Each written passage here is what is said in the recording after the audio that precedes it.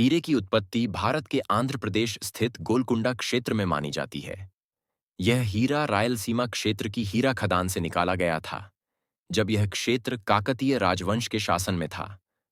दिल्ली सल्तनत के दूसरे शासक अलाउद्दीन खिलजी के शासनकाल में खिलजी वंश ने दक्षिण भारत पर कई सफल आक्रमण किए। माना जाता है कि 1310 ईस्वी में खिलजी ने वारंगल पर एक सैन्य अभियान के दौरान यह हीरा प्राप्त किया। इसके बाद यह हीरा दिल्ली सल्तनत के विभिन्न शासकों के अधीन आता रहा। 1526 में बाबर ने पानीपत की पहली लड़ाई में इब्राहिम लोदी को हराया और उसके साथ यह हीरा भी बाबर के हाथ लग गया। बाबर ने अपनी आत्मकथा बाबरनामा में इस हीरे का उल्लेख किया है।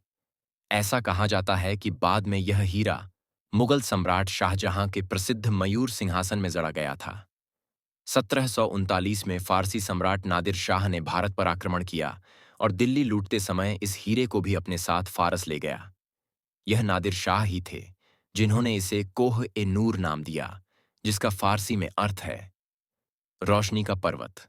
1747 में नादिर शाह की हत्या के बाद उनका साम्राज्य टूट गया।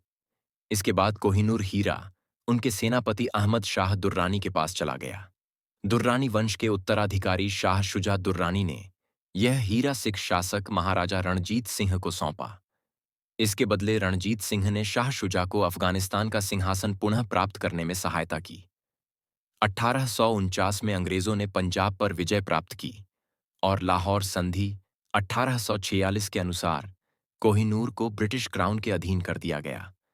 इसके पश्चात British governor general Lord Dalhousie ने रणजीत सिंह के उत्तराधिकारी महाराजा दिलीप सिंह से यह हीरा महारानी विक्टोरिया को भेंट करने की व्यवस्था करवाई।